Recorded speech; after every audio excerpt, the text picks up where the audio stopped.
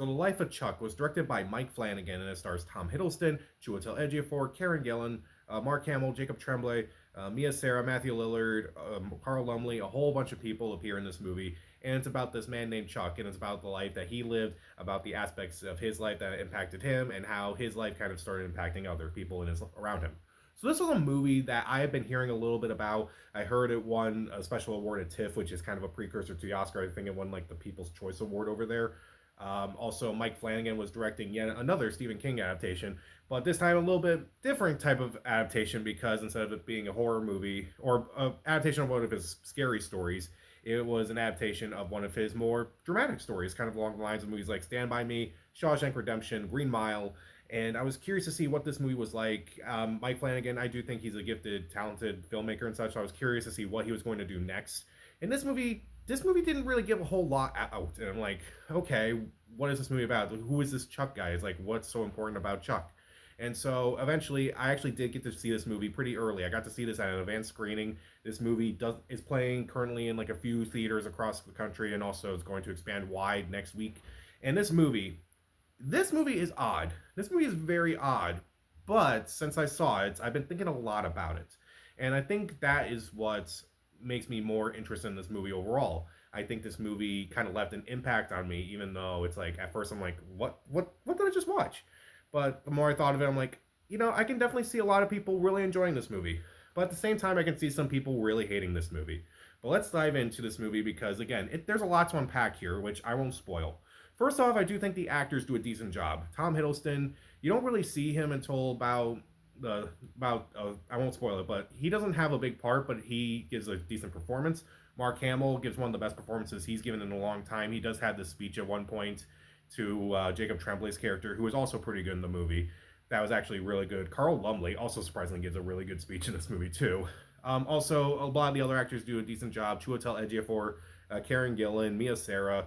There are also some actors who have very small roles who kind of make a lot with their scenes, including David Dastmalchian, Harvey Guillen, Matthew Lillard. They're all in one aspect of this movie, and they're all surprisingly good, even though they only have a few brief lines and such. I do like with this movie too that it's about like mundane life, and it's so weird. It's like it's important to kind of like live a mundane life and kind of like enjoy small things in life because like to live an impactful life, you don't need to do the biggest things. You have to just feel joy from doing something that you actually enjoy, and I do think the movie does that very well. Also, with this movie, I do like there are little callbacks throughout this movie that kind of just are sprinkled throughout the movie, and so it's like while watching the movie, I'm like, okay, I get that from earlier, and I got this from earlier too, and it definitely happens a lot more as the movie goes on. And I do think that makes the movie a lot more interesting, and I do actually kind of like the nonlinear structure of this movie.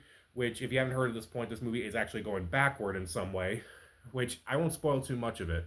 But the first act of this movie is just, it's strange. But I'll talk about that in a little bit.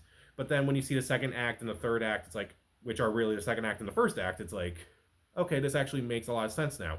But also, I feel like this movie could not be done in a linear structure. I feel like it wouldn't be as impactful as it is presented. I feel like it's definitely more interesting that it's presented this way.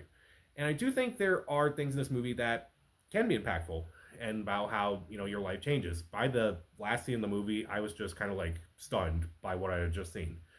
And it's just one of those moments where it's like, again, it kind of made me think about my life, the choices I made, how it kind of affects people around me. And it's definitely one of those movies I think is going to get a lot of people thinking. That is, if a lot of people see this movie, which I don't know if a lot of people are going to see this movie.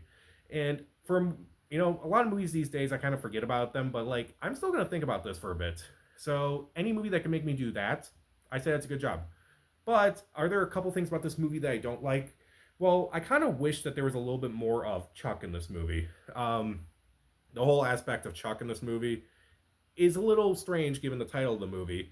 And I feel like we should see a little bit more of his life, which is weird because that's the title of the movie.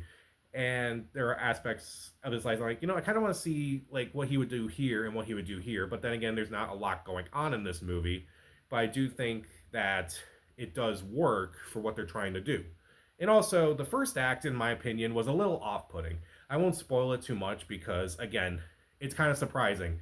but like the way that people are kind of just talking and the way the world kind of plays out in the first act is just strange, surreal. I was just talking about friendship, but it's like it was kind of off-putting in this movie as it where it was in friendship, it was actually working. This movie, I was like confused. It's like, what's going on here? Did they just kind of steal a lot of this stuff from M Night Shyamalan? If the first act was directed by M Night Shyamalan, it's like, this would make a lot of sense, but it's not. But then when you get to the second act, and then when you get to the third act, it's like, okay, it's starting to make a little bit more sense. By the third act, it's like it makes a lot of sense now. So it definitely does work upon like when you see the entire movie, but it's like it's kind of a lot to get through. There's a lot that happens, and I'm like, okay, where are you going with this? And by the end, I was like, okay, you kind of earned that. So I will say The Life of Chuck, it made me think for a bit. And for that, I can recommend it. The acting is pretty good.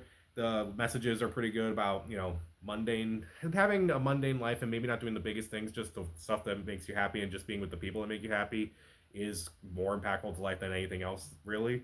And I do like the structure of the movie, the callbacks. And I do think that it can actually kind of make people think about their lives and such.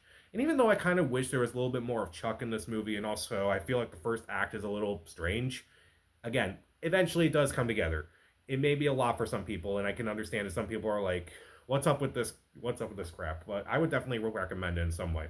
I don't know if it's quite as good as Stand By Me. Definitely not as good as Shawshank Redemption, but also not as good as Green Mile. But definitely an interesting adaptation of one of Stephen King's lesser known works.